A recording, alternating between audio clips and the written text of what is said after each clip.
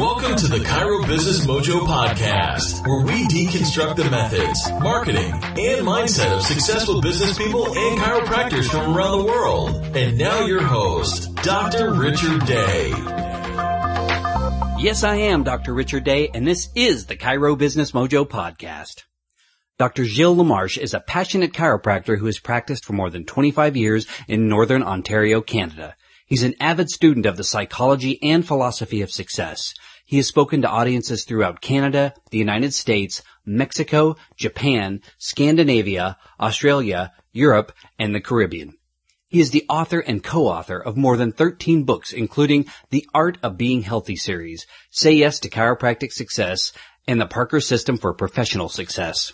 Gilles was named Canadian Chiropractor of the Year in 2006 by the readers of Canadian Chiropractor magazine. And for the last 3 years, he served as the Vice President of Professional Relations at Life University. Welcome, Dr. Gilles Lamarche. Thank you very much for having me, Richard. It's a pleasure to be with you this morning. Well, feel free to jump in and correct or make up for any gaps in your bio that I may have glossed right over. Well, I mean, if we spent just time talking about my bio, we'd spend the entire 30 minutes just talking about a bio. I just feel, honored every day waking up to know that I'm a chiropractor, that 37 years ago, I graduated, and I'm as passionate about our profession today as I was the day that I entered practice in 1979. And I know that some people, not everybody's successful in practice. Some find that they're struggling. Some find that people are, still sort of this anti-chiropractic movement of sorts. But the reality is, if we think back to an 18th century philosopher named Schopenhauer, he said, every great truth goes through three phases. First, it's ridiculed. Then it's violently opposed.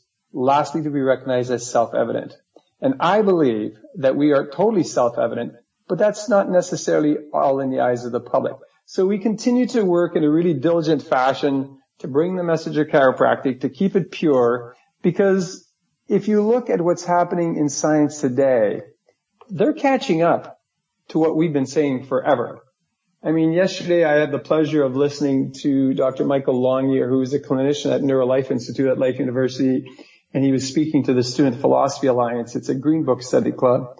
And he took a section out of the Science of Chiropractic, written in 1916, and he was talking about neuroplasticity. And he said, that's sort of that magic word that has emerged in the past decade or so with neuroscientists, neuroplasticity. But Didi talked about it. BJ talked about neuroplasticity. They just didn't use that word. Mm-hmm. So the reality is that the world is catching up to what we've understood as it relates to the power of an adjustment, its effect on the nervous system, and now we know it has a direct effect on brain physiology, brain morphology, brain function. If you read any of the research by Dr. Heidi Havik out of New Zealand and her crew, and if you listen to anything that Dr. Joe Dispenza talks about. So we are, in my opinion, we're at the best time in history to be chiropractors. We've got to remain steadfast. We've got to continue and improve how we communicate what chiropractic truly is, because we've diverted in the last many decades from what chiropractic really can do to enhance human function. And if we stay that way, you'll see that more people will actually get on that bandwagon. And that's what I'm experiencing when I speak in public. That's what I'm experiencing when I speak to individuals socially. They're starting to get it. They go, my gosh, I had no idea that's what chiropractors did. And so if we come to chiropractic and we deliver the truth consistently, people start getting the message and they start getting involved. Then they start getting results, and invariably they become advocates, ambassadors for chiropractic and for your practice. So we as a profession and every individual chiropractor must maintain a high level of diligence in communicating chiropractic and becoming great communicators from the spoken word, from the written word, and so on. Well, I applaud you for staying passionate throughout your entire career, especially in the face of when the research wasn't there. And I agree with you. It is such an exciting time. I've had the pleasure of hearing Dr. Heidi Havoc speak and seeing her research, and it is so exciting to see that this science is finally backing up exactly what you said, what we've known and been doing for years. So take us back to the beginning for you. How did you become passionate about chiropractic? What is it that got you started in the profession? So I was in 9th grade, and I was in an all-boys Catholic school. I was a little tiny guy. I skipped 2 grades in elementary school. So 9th grade, I was 12. And as a joke, a new teacher, since everybody else picked on me, he decided he would pick on me that day. And as a joke, he pulled a chair from underneath me, and I landed on my bottom, on the concrete floor in the classroom, and I injured my back. And of course, all the boys laughed, and the teacher laughed, and everything was really funny. But until they realized that I was actually hurt.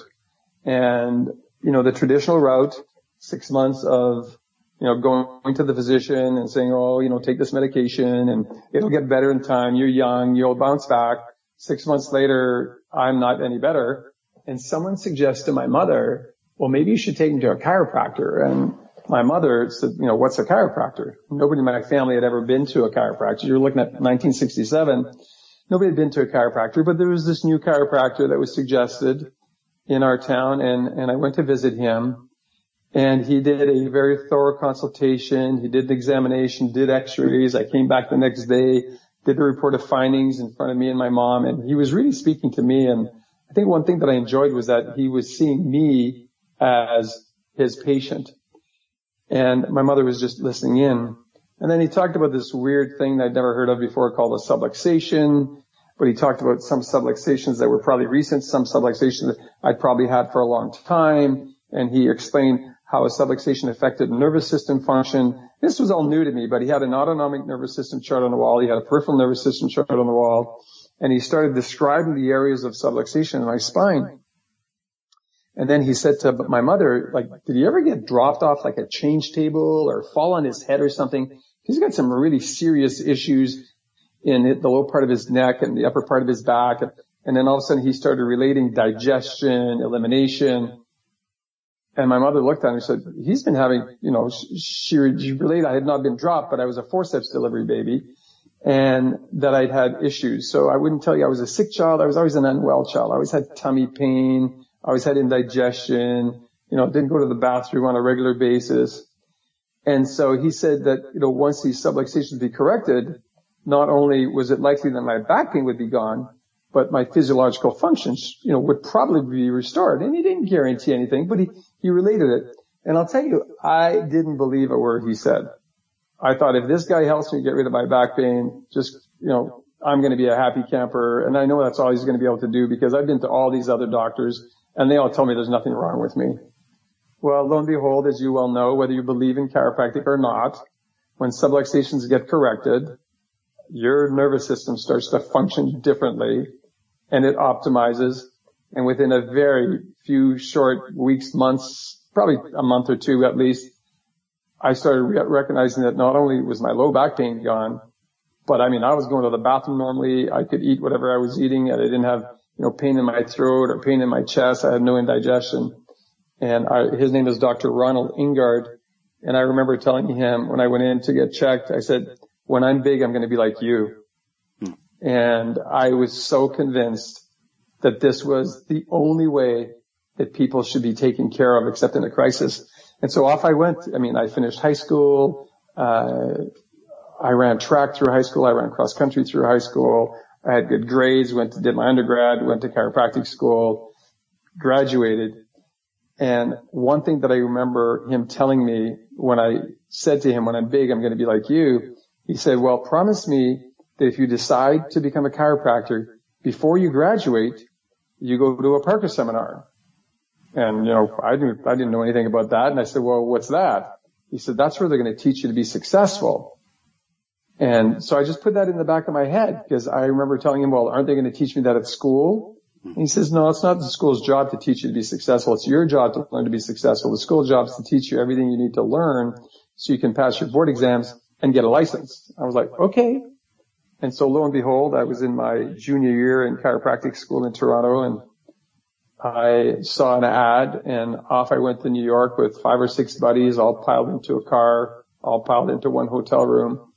And I got to personally meet Dr. Jim Parker and was fortunate to have him become my mentor, which he was from 1977 until the day he died in 1997. So I had a very, very fortunate collision with this great man, because he invited everybody to his suite, and there's probably 3,000 people here in New York, and none of my friends wanted to go, but he would do that on a regular basis. None of my friends wanted to go. They said, I will never get in. There'd be too many people.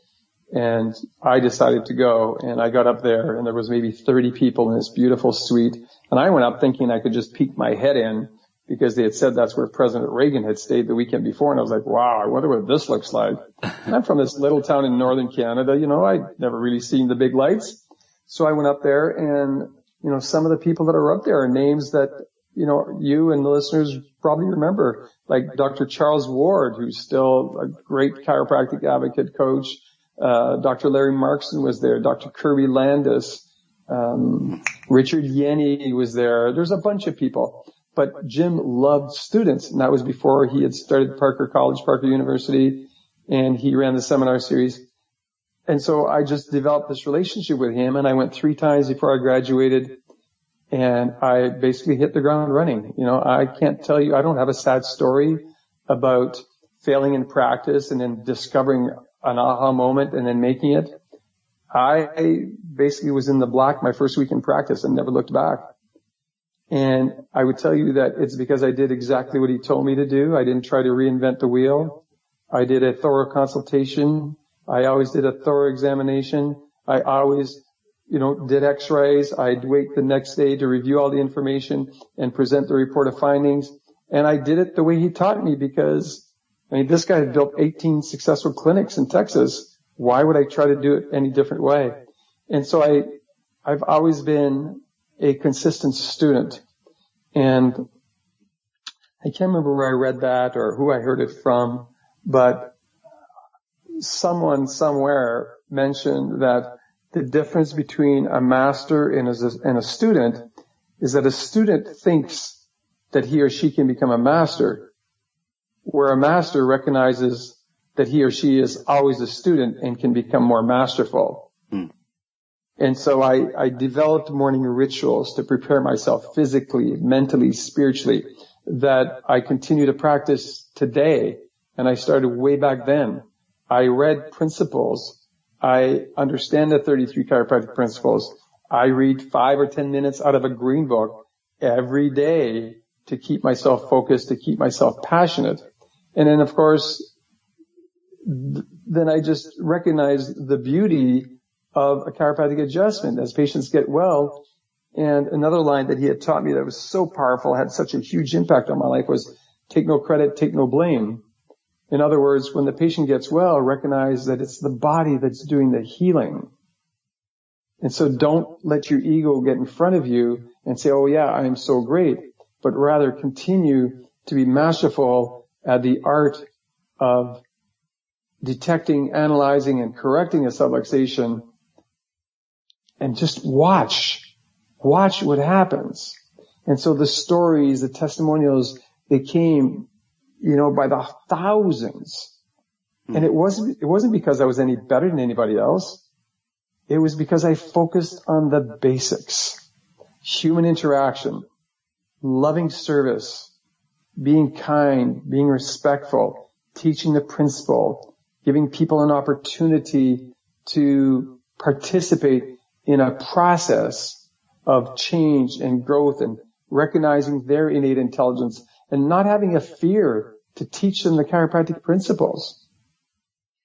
Wow, there's so many important messages in what you are laying out there, and what a great experience to be able to learn from one of the masters so early in your education and in your profession. Many chiropractors that I come in contact with, when they were in school, they were mostly, and rightly, really worried about making sure they passed their classes and their boards. But you're absolutely right. If you can also, in the back of your mind or somewhere along the way, be picking up the psychology aspects of success, you'll be able to hit the ground running and won't have that failure story to go along with your practice. So it's so important, and so many lessons that you were laying out there.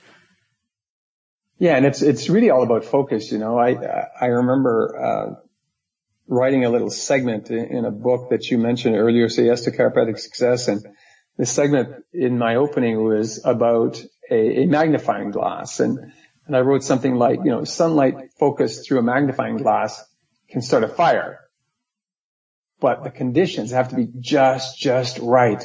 Because if the magnifying glass is too far from the surface, the rays get diffused, they don't generate enough heat. It's like water, it boils at 100 degrees centigrade. But if the temperature only reaches 99, the water doesn't boil. Like an airplane has to hit a certain speed before the air under the wing allows it to rise. And so I find that students, doctors, spend so much amounts of energy trying to become successful.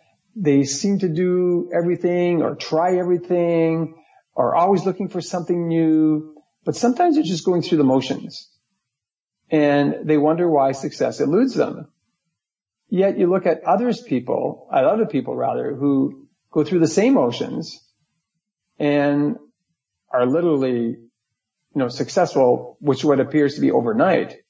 But the difference between the two is that those of us who experience the success that appears to be overnight in the eyes of others, we put our feet to the fire. We have rituals.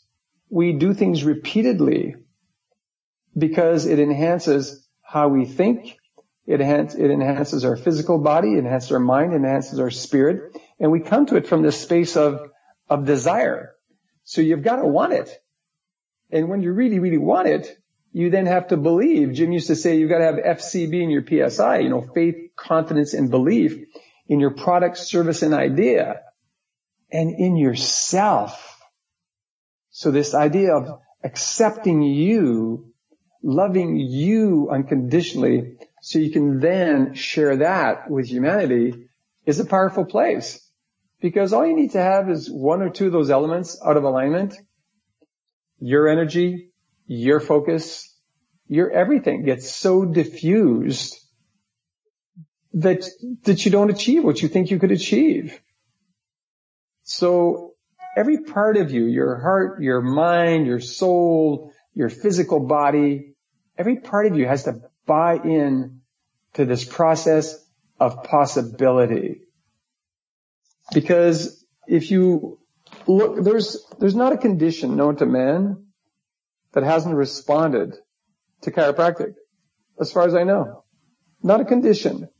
Now we're not condition based. So I didn't teach my patients that it was a condition, but it was a condition that usually brought them into the office. And the reality is that very close to 100% of new patients that came into my office came because they had a condition. They had something that they saw as being wrong. And my job was to show them how right they were, how much ability they had to heal once the interference was removed. And so when we focus on that and we teach from that paradigm, their lives are different. And so when someone would come into my office, I had a ritual. So there was our team had a ritual as how the patient was welcomed. They completed the forms. They'd be given a tour of the office, for example, to make them feel totally comfortable. They'd be brought into the consultation room. They would be asked to sit in a particular chair, which was angled in a particular way, so they could see me when I walked in. They could see a spine hanging there. They could see the autonomic nervous system chart. They could see the peripheral nervous system chart. There was a view box on the wall if I needed to. I always had somebody's x-ray up there. But all of that to create an ambiance of trust. And I would review the questionnaire that they completed before walking into the room. I'd make a couple little notes, and then in a very ritualistic fashion, because it became part of my process, I would walk in. So if I'd walk in to see you, for example, I'd walk in, I'd say, "Good morning, Richard. I'm Dr. LaMarche. I'm honored that you've chosen me to be your family chiropractor. So some people may say, well, why those words exactly? Just think about them. What feeling that would give someone, and what we would preemptively be creating is already this thought that I am your family chiropractor. And not egotistically, but I'm honored that you chose me to be your family chiropractor. And then if someone had referred them, which was typical, I would thank the referral source, in front of the patient, say, I'm going to send Jane a card. She's had great results at our office. And, I'm so grateful that she referred you here. And then I would thank them. I'd say, thank you so much for doing a great job filling out the form. There are some concerns we're going to want to discuss. But before we move on, please allow me to explain how we work in our office. So before I got into the OPQRST and asking about their condition, I'm going to start right there, changing the thought process in their mind, because my goal is for them to be a practice member for life. And if not in my office, in somebody else's office, but to be a practice member in a chiropractic office and to bring their entire family. And I do it without having to sell it. I teach it. And so because they were sat in front of the spine, the autonomic nervous system, the peripheral nervous system chart, if you can sort of just see that in your mind, I was that entire wall. I always started with the same question. I said, "So Richard, can I ask you a question?" And do you want to play the role? I'm going to pretend you're sitting there. Okay. So Richard, can I ask you a question? Sure. So if you think back to high school biology class, and now I caveat, Richard, you have to pretend you're not a chiropractor. But okay. We'll see what the answer gives. So if you think back to high school biology class, what do you remember your teacher telling you was the most important system in the human body? I think the brain, maybe. Okay, so that is not the typical answer that we would get, but I'll go down that. I'll tell you the typical answer, then I'll go down the road with you, because the odd times somebody did say the brain. But the number one answer that I would get most of the time is the heart. Yeah, and it's hard as a chiropractor to go back Exactly. That's what I was saying. You have to pretend you're not a chiropractor. So the number one answer I would typically get would be the heart. Okay. And I'd say, you're right. That's probably what your teacher taught you. You see, you've got to ask a question so you never make the person wrong. If I said, well, what do you think is the most important system? And you said the heart, I'd say, well, no, you're wrong. It's not that.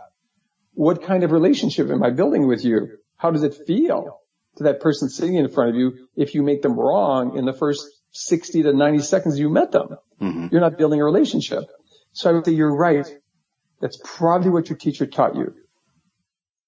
But science has discovered and has proven that there's a system that governs all systems, including your heart. For example, I'm going to assume that you went to sleep last night. Am I correct? Yeah. Of course, you'd say yes. I'd say, and you woke up this morning and your heart was still beating. What told it to do that? Typical answer is that I don't know. I'd say, well, you look like you're in really, really good shape. You must exercise. And the patient says, yes, I do. I said, did you ever notice when you exercise that your heart starts to beat faster? You start to sweat. You start to breathe a lot quicker. You breathe a lot deeper. Did you ever notice that? Well, yeah, of course, doctor, I've noticed that. I said, well, what tells your body to do that? And they come back to, I don't know. And then I point to the skull. I said, what's in this? And they go, the brain. And my next question is, and what does the brain control? Richard, I've asked this thousands of times. The number one answer is everything. Everybody knows that the brain controls everything, but they never put the pieces of the puzzle together to figure out that if there's an interference somewhere between their brain and their tissue, that interference is going to lead to a dysfunction. They never put it together. And so after I say, you're right, the brain does control everything, I'd say, so let's look at this chart. And I'm not going to talk about their pain, but the examples I'm going to give as I explain the chart are all related to the symptoms that they've already identified on their intake form. So for example, If they said, I got low back pain, it radiates into my right leg, into my right testicle, or whatever it might be, I would relate my explanations that way. I'd say, okay, so let's look at this chart. And I would start with the peripheral nervous system chart, typically. And I'd say, okay, so you've got your brain here. I said, do you know how the brain communicates information to the rest of your body? And sometimes they say, yeah, I think the spinal cord. Sometimes they say no, but I would point it. I said, it's through the brainstem here and the spinal cord. And I said, and if you follow this, you'll see that from the spinal cord, there are nerve branches that exit, that go to all parts of your body, including your low back and your right leg, if that was what they were complaining about. And then I'd move over to the autonomic nervous system chart. And I'd say, if you look at these nerves, you'll see that these nerves also go to the right testicle, but also go to the bowel and the bladder, et cetera, et cetera. And then would be my next question. I said, do you think that if the message from your brain to these parts of your body if the message is not getting to these parts of your body, do you think that could be the cause of why you're showing up in our office today? And it's like deer in the headlights, right? They go, oh my gosh, I had no idea. And so then you get into the OPQRST, you do the stuff that you need to do legally. And at the end, my last question of the consult is always, so tell me, Richard, we understand this is what's going on, but what is it that you can't do that you'd love to be able to do because of what's happening here? And you may say, well, you know what? I can't play. I got 4 kids and I just can't get on the floor and play with my kids anymore. It's just breaking my heart because they're after me. They want to play with me. And you see there, I've got an emotional tie. I've got an emotional tie to you with your children. And I'd say, wow, I understand. I've got 3 kids and I know how much fun it is to play with my 3 kids. And now I've got 4 grandchildren, how much fun it is to play with them. I understand. Go ahead. I'm sorry. I didn't. No, I'm good. Because then I go into an examination. Then I go into an examination process. But it's the setup piece. Because if you don't set it up, you're not building the relationship based on what you want to achieve in the long run. Because I've seen too many people come in and out of chiropractic offices. Back pain's there. You get adjusted. Back pain's gone. They're gone. And then they could come back 5 years later. They got serious degeneration that they didn't have 5 years before. It's crazy. We've got to teach it from the perspective of what it is that we truly offer. Yeah, so much is going on in what you just went through there. And I think as chiropractors, we're probably focusing on the neurophysiology that you're talking about. But, you know, the psychological aspect, as you well know, is that humans put up barriers. They don't want to be told what to do. They are much better if they reach these conclusions on their own. And through that series of questioning, that's what you're doing. You're really turning on that process. And then I loved when you talked about tying it back to an emotional, something personal for that person. It's so true. We're all at heart, I believe, and I see it over and over, selfish creatures. And if you can key in and say, how can I help you? What is something important that you wish you could do that you can't currently do? You're really speaking directly to that person's needs. And the entire course of the conversation you just laid out is so important because you're building that rapport. You're building that trust. And I have heard people memorize scripts and give a report of findings, and it is so sterile, and there is absolutely nothing, that rapport is not happening in a real way. And it's not fun for the doctor either. Oh, right. Because they find it's just too mechanical. And, once you understand what's important to them, well, you make sure that you note it, or make sure that you remember it, because when you deliver your report of findings, you say, I've got great news for you, Richard. This is what's happening, blah, blah, blah. Imagine what your life is going to be like when you're subluxation free.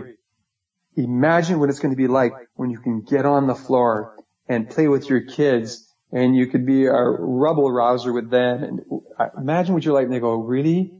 Wow. Now they've got an emotion attached to their decision, and people make decisions on emotion. Mm-hmm. So this is not to sell them chiropractic. This is to make them aware of an opportunity that you've discovered what can help them get well and stay well. And chiropractors. That's our job. And getting that patient buy-in, so to speak, and I'm doing air quotes, is so important. I've seen in patient compliance, more patients get well because they're more compliant with what your care plan is, because they do have that emotional involvement. Exactly. So that's a big part of our job. So becoming great communicators. So for example, October 14th, 15th in Atlanta, we're hosting a Life Vision seminar. We host those 3 times a year at present.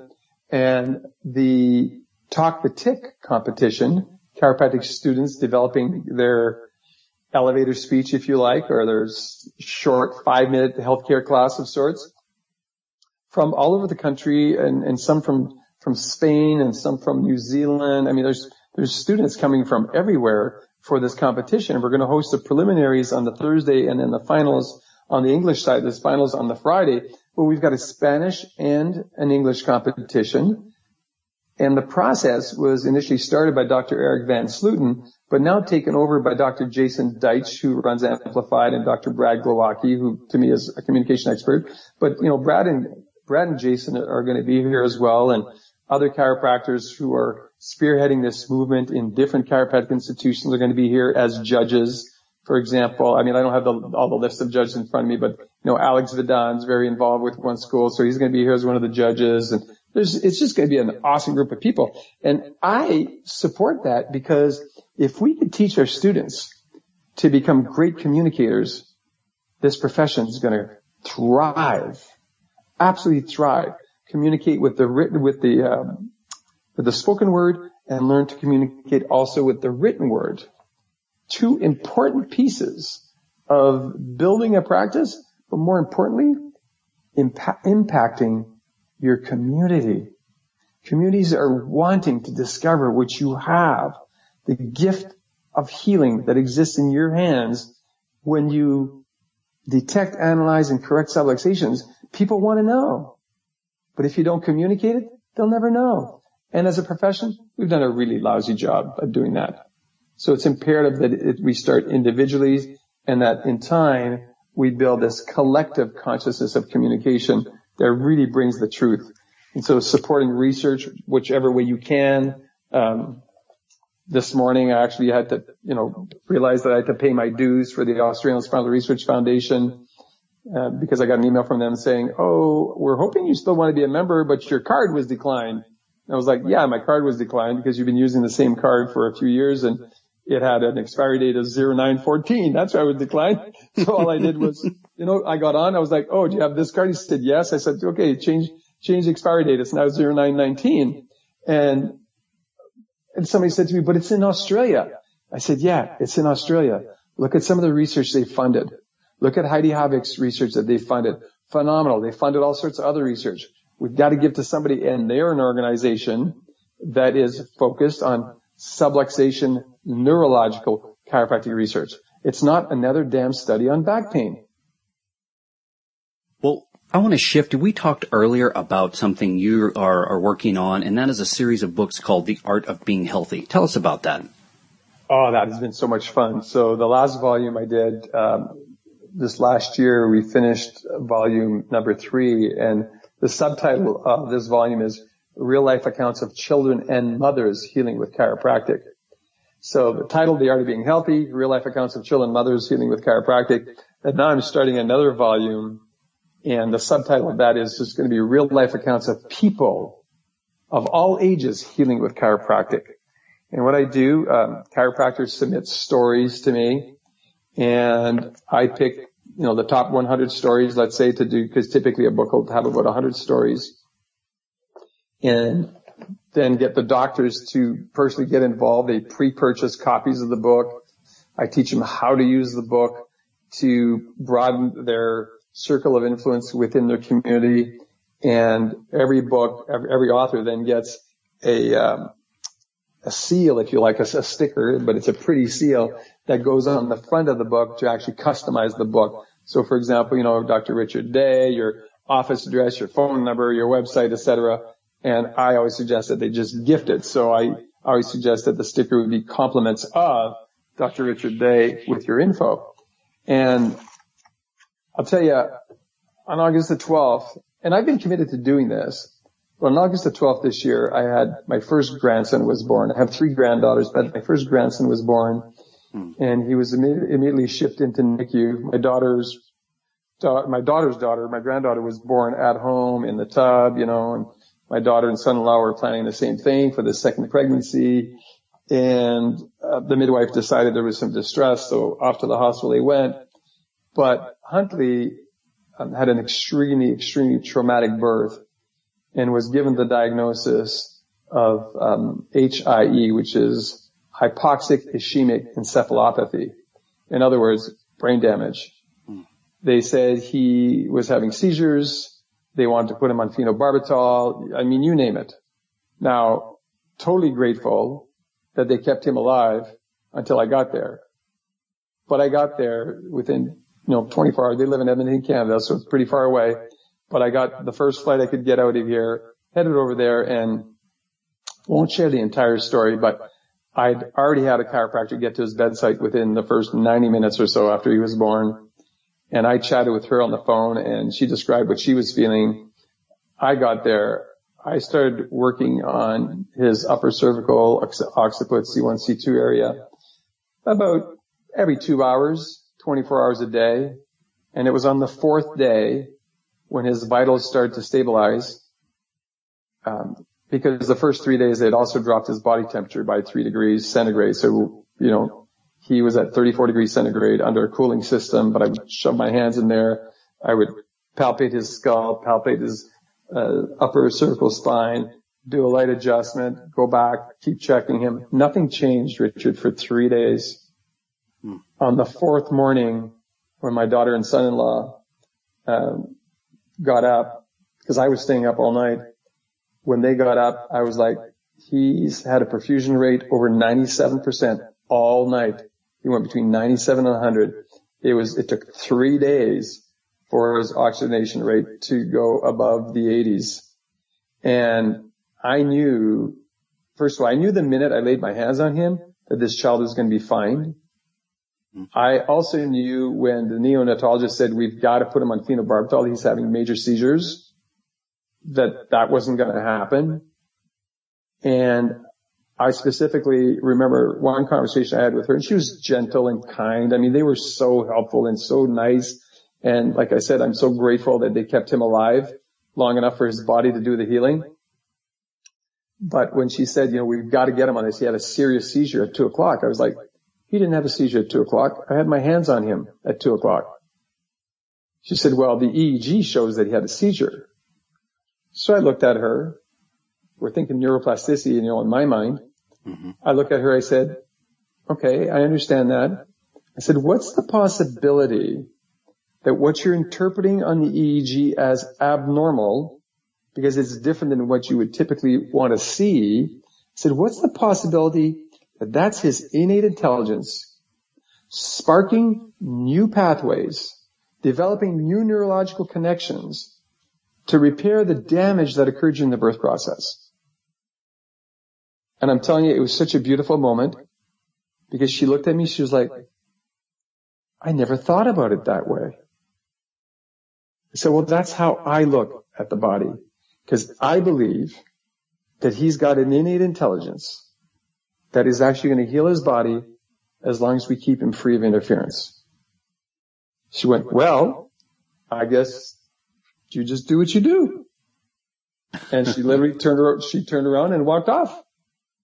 And when they had him off of all life support, except a feeding tube by day 6, because they took the respirator out at day 4, but they continued to give him oxygen, because if they took the oxygen off, he wasn't saturating well. But by the end of day 6, he was breathing on his own. He hadn't developed the suckling reflex strong enough yet, so he couldn't feed from my daughter's breast. But they were feeding him my daughter's milk through the gastric tube, through the nasal tube. And I'll tell you, they continued to observe him. They kept him another week. The child is a normal, fully functioning 3-week-old baby today. Wow. Okay? Now, I still get the wow. You said wow, and my entire body just shivered.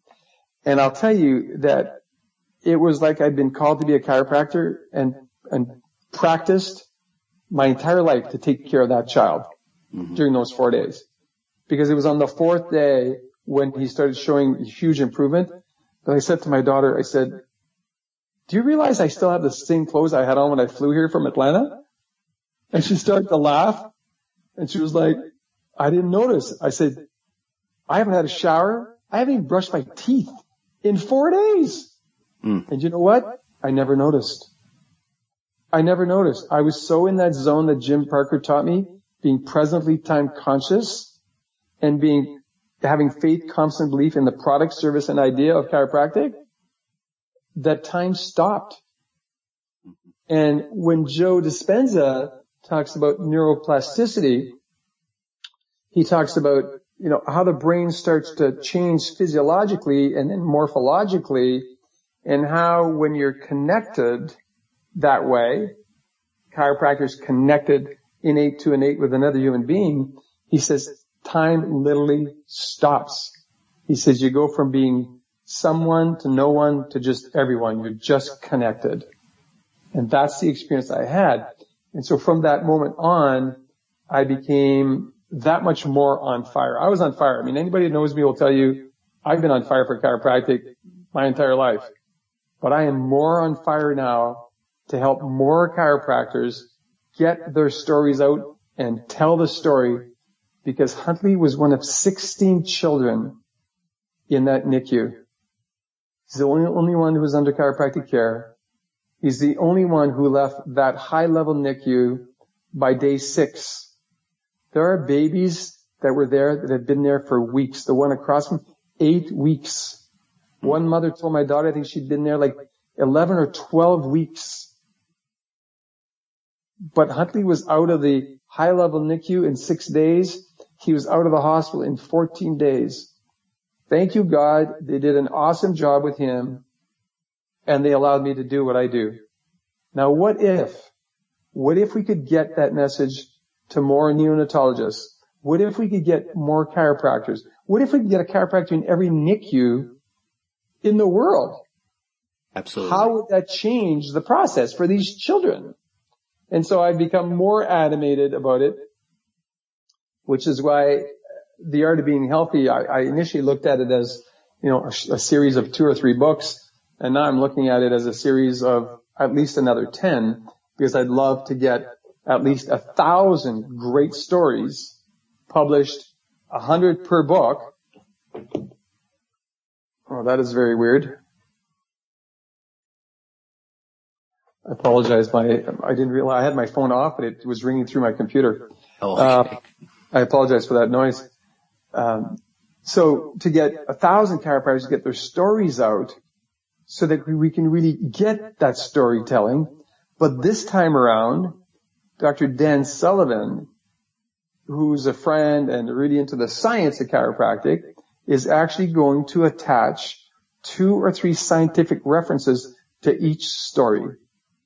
And so we're going to step it up because, real life accounts of children and mothers healing with chiropractic, you read them, you will tear up, I guarantee you, because I read many and I read them all, obviously, 5 times, and I cried almost every single time. And most of the times it was like, so grateful that child got well, and so sad that some parents never know that this is available for their children.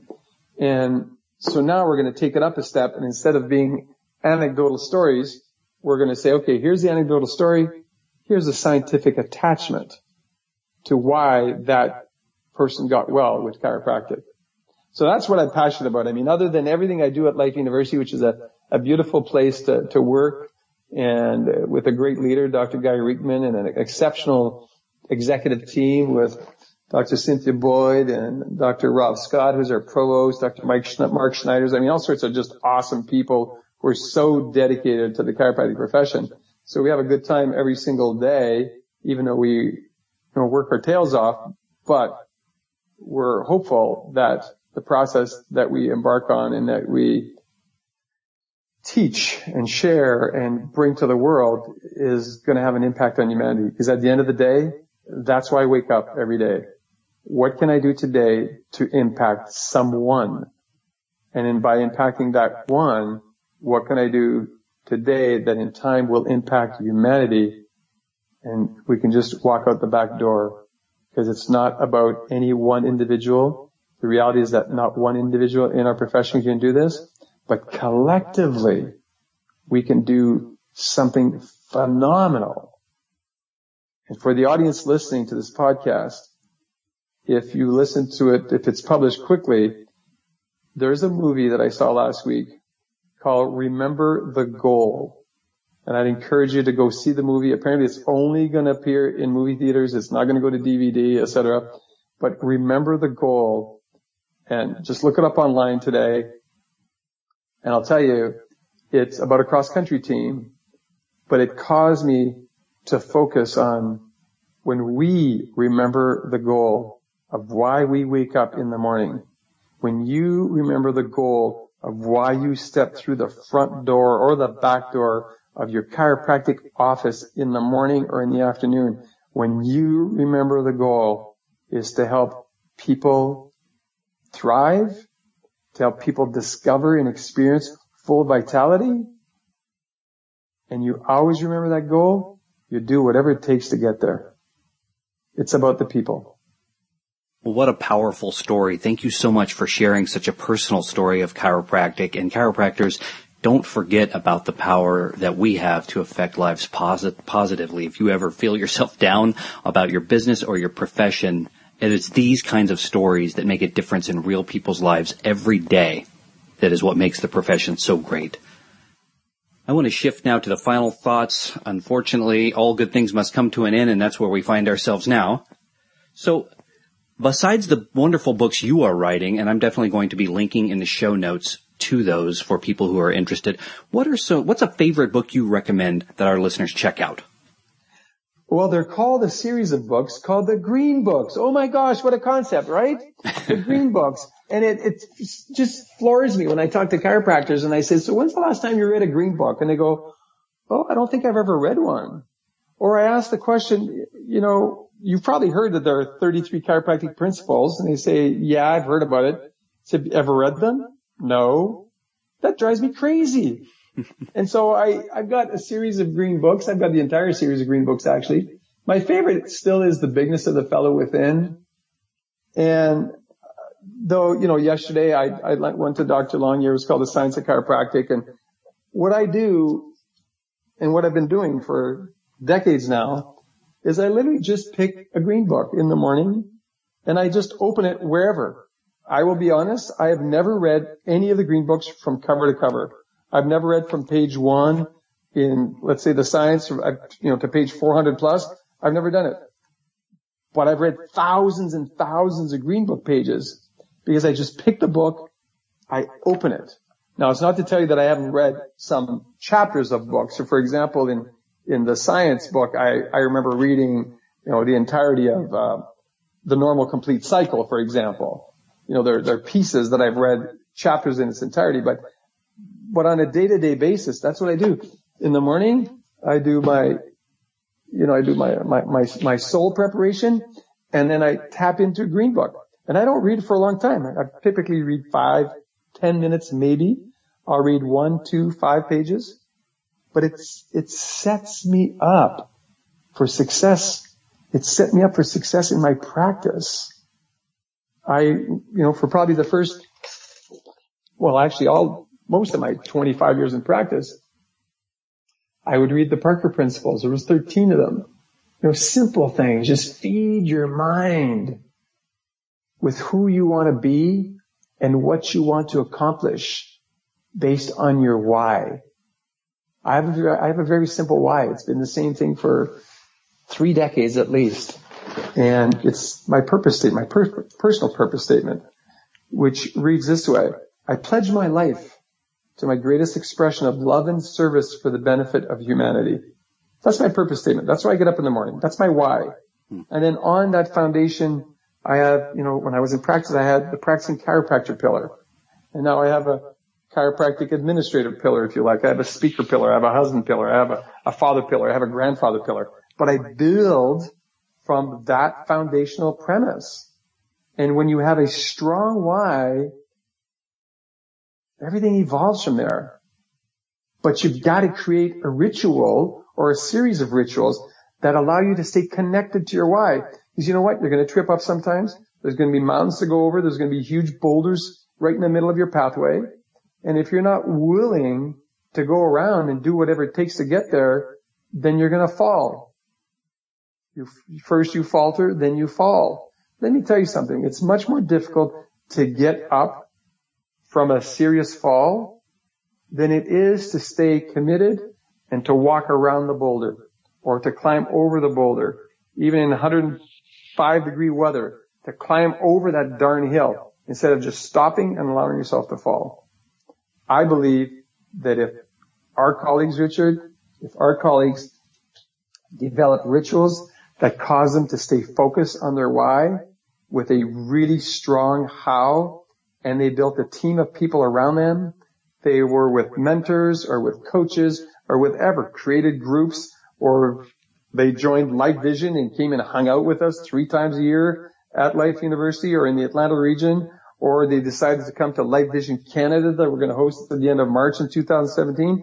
If we create groups that way, and there's many groups, right? So there's groups at Life, there's other groups. There are other groups that I highly respect. You know, Dr. Claudia Anrig and her pediatric group. You know, Dr. David Jackson, his EPIC group. You know, Brad Glowacki's communication process. Troy Dukewitz. I mean, we have so many awesome people in our profession. But be part of something would be my final suggestion, and create the rituals that will allow you to experience life fully. Because if you are living a vital life, you become a living example of what's possible. If you're not living a vital life, you will not have the impact that you otherwise could have. But if you are mentally, spiritually, physically living a life filled with vitality, people want what you have, and you will have an impact. It will be huge, a huge positive impact on people's lives and on the health of entire communities. That's how it starts. Dr. LaMarche, I want to thank you so much for spending some of your very valuable time with us here today. What is the best way for people to contact you and find out more about you, the books you've written, and where you can be seen and heard in upcoming talks? So my email address at Life University is my first name, period, my last name. So Gilles, period, LaMarche, LaMarche, @life.edu. Or you could obviously message me on Facebook. I have Gilles LaMarche DC, and I also have Dr. Gilles LaMarche. Unfortunately, my DC can't take any new friends. I've been at 5,000 for years already. But I pride myself on responding to communication. If I'm anywhere near a computer, I respond to communication within 24 hours, at least Monday to Friday. But I do travel. So like next week, I fly to London and I speak at the CI Congress. Invited by Doctors Joe and Steve Davison. Now, I'm literally flying to London on Tuesday night, coming back on Friday morning. And then the following week, invited by Dr. Auto Tovar to go to Chiro missions in the Dominican Republic. So I'll be speaking there, but also, you know, volunteering with another great group of people. And, in October, we have Life Vision here in Atlanta, lifevisionseminar.com. In November, I know I'm speaking for Dr. Dan Pompa. I'm also speaking at the Chiropractic Awareness Council. They've changed their name now. The name escapes me, but in Toronto. So yeah, I mean, we're getting out and about, and I accept invitations because I'm just so passionate about being a chiropractor and wanting more people, more chiropractors to understand the true exceptional gift and value that each and every one of you has in your hands. And when you connect those hands with your head and your heart, that's what people call miracles. I just call them the reality of what chiropractic offers when you connect man the physical to man the spiritual. So when you're connected to an individual innate to innate and you deliver a chiropractic adjustment, it doesn't matter what technique you're using. When you deliver the appropriate chiropractic adjustment at the appropriate time, that person begins to change instantaneously. There is a change in the barrage of information going to the brain, and therefore a change in how the brain is communicating to the body. You can go back to the simplicity of the safety pin, the afferent, the efferent. If there's a break in the afferent, there's a break in the efferent. And whenever there's a break in either or, you've got an issue, and you are not living a vital life. I want all of our colleagues to live a vital life so they can then transmit that message to everyone they encounter. Well, Dr. LaMarche, I want to thank you so much for everything you have done for the chiropractic profession over your career and for sharing your passion about chiropractic with us here today. It has been an honor and a pleasure. Always love being with chiropractors, whether it's face-to-face, online, on a phone, on a plane, wherever. I love chiropractic and I love chiropractors, so always happy to serve. Thank you so much for inviting me. Thanks for listening to the Chiro Business Mojo podcast at www.chirobusinessmojo.com.